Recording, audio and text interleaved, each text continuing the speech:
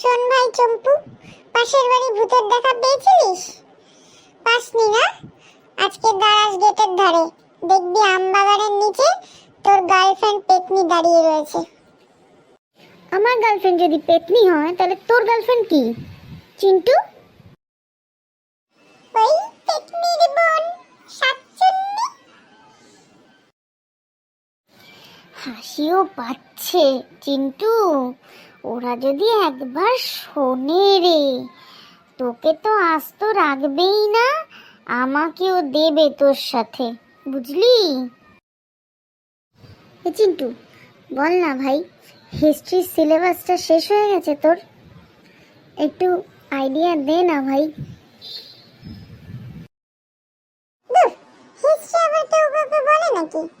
History মনে রাখার একটাই সহজ উপায়, নিজের দাদু ঠাকুর দাদা সবার নাম ভুলে যাবি।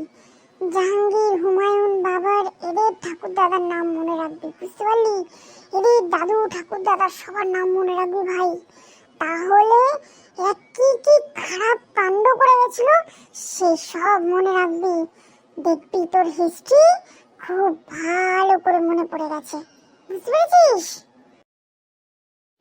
আচ্ছা ভাই, সত্যি তো ওরা এত খারাপ কিছু করে গেছিল, ওদের নামটাই হিস্ট্রির পাতায় কেন উঠেছে? আমরা তাহলে কিছু তো একটা করলে হতো, বল? ওই তো করছি না, তুই ভূতনি পেতনিকে প্রেম করছিস, তোর সাথ দিচ্ছি আমি। এর থেকে ভালো কাজ কি হবে?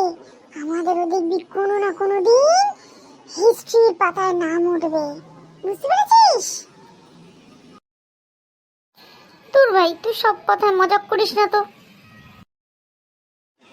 আরে ভাই, তোর সাথে মজা করবো না তো কার সাথে মজা করবো বল? তুই তো আমার একমাত্র বন্ধু। কে চিন্টু, তুই রাগ করছিস নাকি? রাগ করিস না ভাই, রাগ করিস না। রাগ করছি না মানে, মাঝে মাঝে তো রাগ হয় বল, তুই এমন এমন কথা বলিস, মাথাটা এমনি খারাপ হয়ে যায়। ও তাই নাকি? তোর আবার মাথা খারাপ হয়? ও আচ্ছা আচ্ছা, জানা ছিল না, এই জানলাম।